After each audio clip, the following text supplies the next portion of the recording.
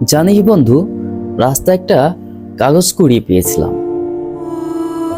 সেই কাগজে লেখা ছিল একটি বিচ্ছেদের গল্প। আর সেই গল্পটা হচ্ছে এরকম: আমি যাকে ভালোবাসি সে আমায় ভালোবাসেনি।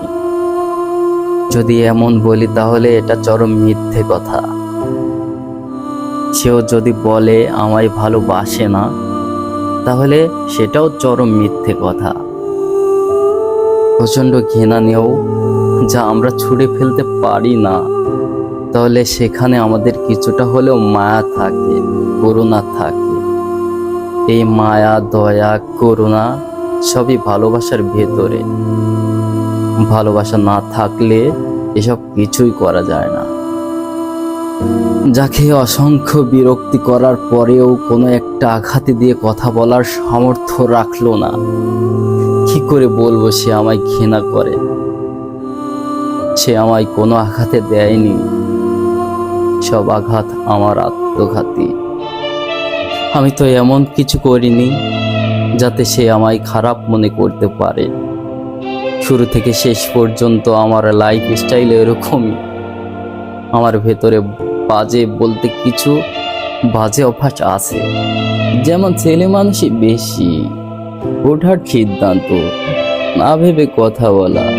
এরকম সামান্য কিছু বাজে অভ্যাস ছাড়া যদি আমি কিছু খারাপ করে থাকি তাহলে সেটা অতিরিক্ত ভালোবাসা। আর সেও আমায় খারাপ বলতে পারবে না। সেগুলো সব জানে। আসলে আমি কেমন সেটাও সে বুঝতে পেরেছে। সেও আমায় ঠিকই ভালোবাসে। আমার অবস্থানটা ঠিক থাকলে সেও আমায় ঠিকই চাইতো। কিন্তু তার এতটুকু বোঝা উচিত ছিল, ভবিষ্যৎ কেউ বলতে পারে না। কিছু কিছু জিনিস আছে যা আমার হাতে নেই, যেমন চেহারা, উচ্চতা, অবস্থান। এগুলো তো কোনো মানুষের হাতে না। তার থেকে আমি গরিব হতে পারি, কিন্তু সেটা তো আমার হাতে না। আর যেসব আমার হাতে সেগুলো আমার দখলে অনেকাংশই।